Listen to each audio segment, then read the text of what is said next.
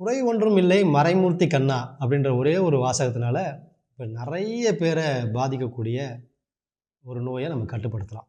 அது என்ன நோய்னா blood pressure, ரத்த கொதிப்புன்னு சொல்லுவாங்க இல்லையா, அதுதான்.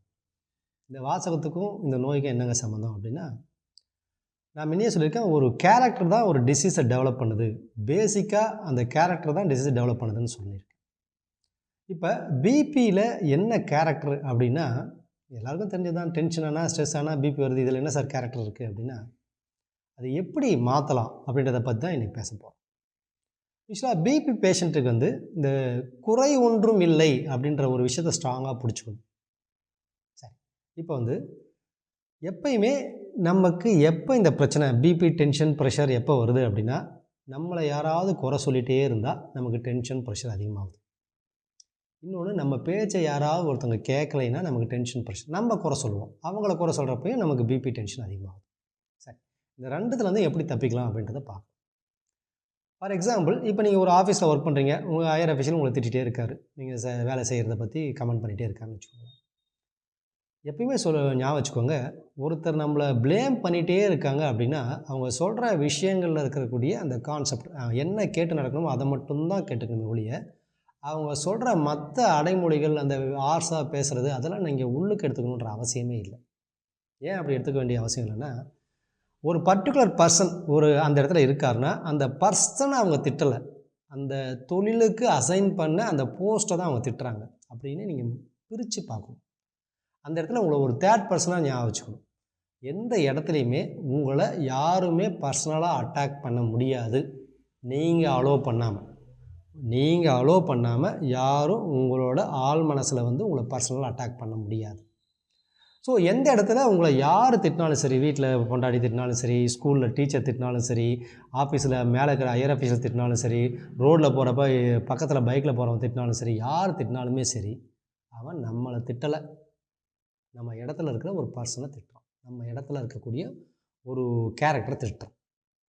அவன் நம்மளை திட்டலை அப்படின்றத நீங்கள் எந்த இடத்துலையும் ஞாபகம் வச்சுக்கிட்டிங்கன்னா, ஸோ அந்த இடத்துல நம்ம தெரிஞ்சிக்க வேண்டிய பாடம் என்ன, ஃபாலோ பண்ண வேண்டிய விஷயம் என்ன, அதை மட்டும் ஃபில்டர் பண்ணணும். ரோட்டில் போகிறப்ப ரைட்டில் போகிற ஒரு பைக்காரன் ஏன் இண்டிகேட்டர் போடாமல் திருப்புற அப்படின்னு சொல்லிட்டு அவன் பாட்டுக்கு போயிட்டே இருக்கான்னு வச்சுக்கோங்களேன், அவன் திட்டினதை விட்டுணும். நம்ம இண்டிகேட்டர் போடலை, இதுக்கு மேலே போடணுன்றதை மட்டும் ஞாபகம். இப்போ ஒரு ஹையர் ஆஃபீஷியல் வந்து கண்ணா அப்படின்னா திட்டுறப்ப ஏன் இந்த ஃபைலை நீ இப்படி போடலை அப்படின்றான்னா, ஸோ நம்ம அந்த ஃபைலை அப்படி போடணும் அப்படின்றத மட்டும் எடுத்துக்கணும். அவர் சொல்லக்கூடிய மற்ற அடைமொழிகள், அந்த வசனங்கள் எல்லாத்தையும் விட்டுணும். காரணம், அதெல்லாம் நமக்குள்ளேயே ரீச் ஆக விடக்கூடாது. அவர் நம்மளை திட்டல, நம்ம போஸ்ட்டை தான் திட்டுறாரு. அதே மாதிரி ஒவ்வொரு இடத்துலையும், ஸ்கூலில் ஆனாலும் சரி, வீட்டில் ஆனாலும் சரி, ஒய்ஃபே நம்மளை திட்டினாலும் நம்மளை திட்டல, நம்ம வீட்டில் இருக்க குடும்ப தலைவன்ற ஒரு கேரக்டர் திட்டுறாரு அப்படின்னு சொல்லணும். ஸோ இந்த மாதிரி அதுலேருந்து வெளியில் வரணும்.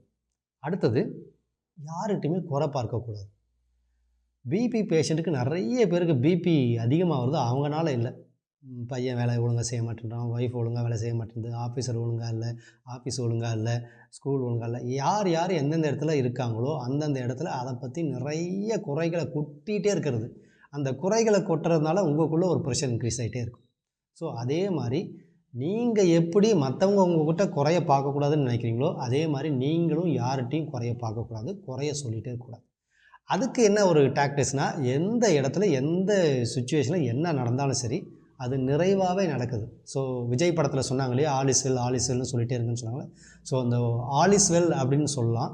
அல்லது எது நடந்தாலும் நிறைவாகவே நடக்குது, எது நடந்தாலும் ரொம்ப பெட்டராகவே நடக்குது அப்படின்ட்டு, எது நடந்தாலும் நிறைவாக நடக்குது, குறை ஒன்றும் இல்லை நிறைமூர்த்தி கண்ணா, மறைமூர்த்தி கண்ணான்ற விஷயத்த நிறைமூர்த்தி கண்ணான்னு கூட நீங்கள் மாற்றி யோசித்து எல்லா விஷயமும் நிறைவாக நடக்குது அப்படின்னே நினச்சிட்டு இருக்கலாம். அப்படி நினச்சிருந்தாலும் ஸோ அதுலேயும் உங்களுக்கு கொஞ்சம் கொஞ்சமாக டென்ஷன் குறையும். ஸோ உங்களை சுற்றி யார் உங்களை திட்டினாலும் நீங்கள் உள்ளே எடுத்துக்காமல் அதில் நடக்கக்கூடிய பாடங்களை மட்டும் எடுக்கணும். அதே மாதிரி நீங்களும் யாரையும் குறை சொல்லாமல் வந்தீங்கன்னா உங்களுக்குள்ளே இருக்கிற ப்ரெஷர் நல்லா குறைஞ்சாவே பிபி நல்லா கண்ட்ரோலுக்கு வரும்.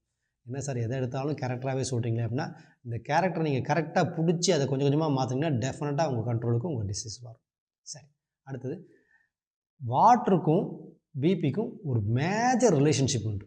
மற்ற எல்லா டிசீஸ்க்கும் இருக்கோ இல்லையோ, இந்த பிபிக்கும் வாட்டருக்கும் ஒரு மிகப்பெரிய ரிலேஷன்ஷிப் உண்டு.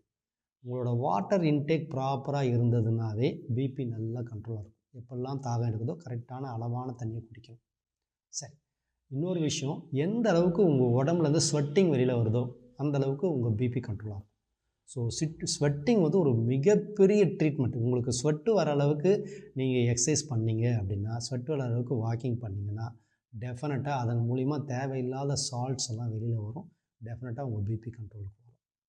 சரி, அடுத்தது 3வது நீர்த்துவமான காய்கள். உணவுலன்னு பார்த்தீங்கன்னா, இந்த வெள்ளரிக்காய், புடலங்காய், பூசணிக்காய் அப்படின்னு எதெல்லாம் நீர்த்துவமான காய்கள்னு சொல்கிறாங்களோ அந்த நீர்த்துவமான காய்கறிகளை நிறைய எடுத்துக்கிட்டிங்கன்னா டெஃபினட்டாக உங்கள் பிபி கண்ட்ரோல் ஆகும்.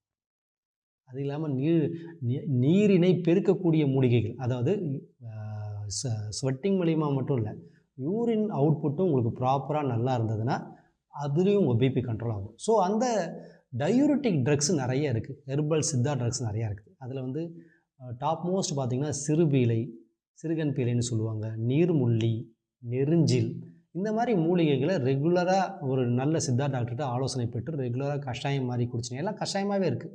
சிறுகன் பீலை கஷாயம், நீர்முள்ளி கஷாயம், நெருஞ்சில் முள் கஷாயமாகவே இருக்குது. அந்த ப்ராப்பரான அந்த மூலிகை கஷாய பொடியை வாங்கி கஷாயம் போட்டு குடிச்சிங்கன்னா டெஃபினட்டாக பிபி நல்லா கண்ட்ரோலுக்கு வரும். அடுத்தது சிலாசத்து டேப்லெட், சிலாசத்து மாத்திரைன்னு ஒன்று வருது. சிலாசத்து பற்பம், சிலாசத்து மாத்திரை. இதை வந்து சித்த மருத்துவர்களோட ஆலோசனை பிரகாரம் நீங்கள் ரெகுலராக எடுத்துக்கிட்டாலும் பிபி கண்ட்ரோல் வரும். இது எல்லாமே பிபியோட கோர், அந்த கோரை போய் சரி பண்ணுற விஷயங்கள். ஸோ இந்த மாதிரி பல இன்னும் கேரக்டரை சேஞ்ச் பண்ணணும், உணவில் நீர்த்துவமான காய்கள் சேர்த்துக்கணும். அப்படியே மருந்து எடுத்துக்கிட்டு இருந்தாலும் அந்த பிபியை இன்டெரக்டாக கண்ட்ரோல் பண்ணக்கூடிய டயூரிட்டிக் மெடிசன்ஸை, ஹெர்பல்ஸை எடுத்துக்கிட்டிங்கன்னா டெஃபினட்டாக உங்கள் பிபி கண்ட்ரோலுக்கு வரும். இந்த எல்லா உத்திகளையும் கையாண்டிங்கன்னா நீங்கள் ரெகுலராக சாப்பிட்ற பிபி மருந்தோட டோஸை கொஞ்சம் கொஞ்சமாக குறைச்சி ஃப்யூச்சரில் நீங்கள் வந்து தியானம், யோகம் எல்லாம் பண்ணி மொத்தமாக பிபி டேப்லெட்லேருந்தே வெளியில் வரதுக்கு வாய்ப்பு இருக்குது. இதை கொஞ்சம் கொஞ்சமாக உடனே ஒரே நாள் 2 நாள் நடக்கிற விஷயங்கள் கிடையாது. இது மாத கணக்கில் 4 மாதம் 5 மாதமாக ட்ரை பண்ணால் கொஞ்சம் கொஞ்சமாக எல்லா இடத்துலேருந்து வெளியில் வந்து உங்களோட டெய்லி ப்ராக்டிஸ்லேயே நீங்கள் உங்கள் டிசீஸை ஒட்டுமொத்தமாக உங்களால் கண்ட்ரோல் கொண்டு வர முடியும். ஸோ இதில் ஏதாவது உங்களுக்கு டவுட் இருந்தாலும் கமெண்ட் பாக்ஸில் போடுங்க. நான் அதுக்கு தகுந்த விடையை அங்கேயே கொடுக்குறேன். சரிங்களா? நன்றி, வணக்கம்.